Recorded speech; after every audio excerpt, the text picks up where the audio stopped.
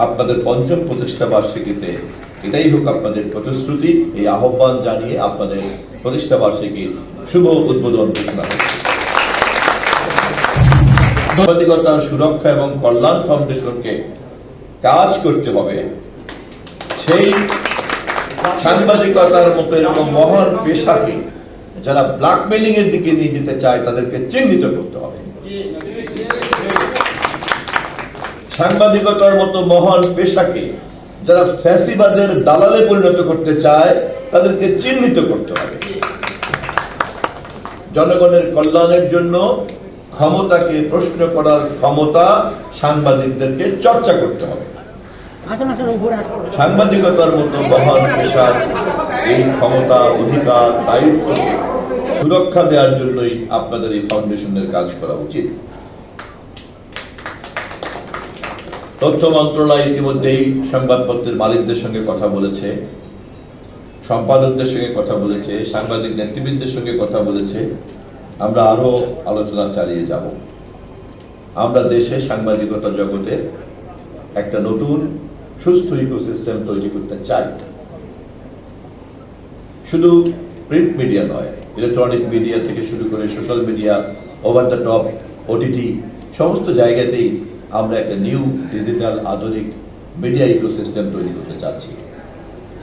তথ্যমন্ত্রী হিসাবে ইতিমধ্যেই এই ব্যাপারে আমি সকলের সহযোগিতা পেয়েছি। আশা করি আপনাদেরও সহযোগিতা পাব।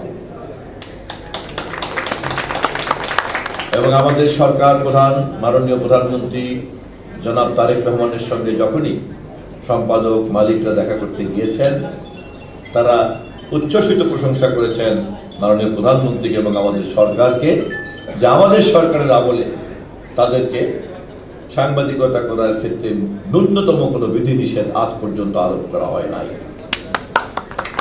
স্বাধীন বাংলাদেশে এত স্বাধীনতা গণমাধ্যম এর আগে আর কখনোই ভোগ করে নাই।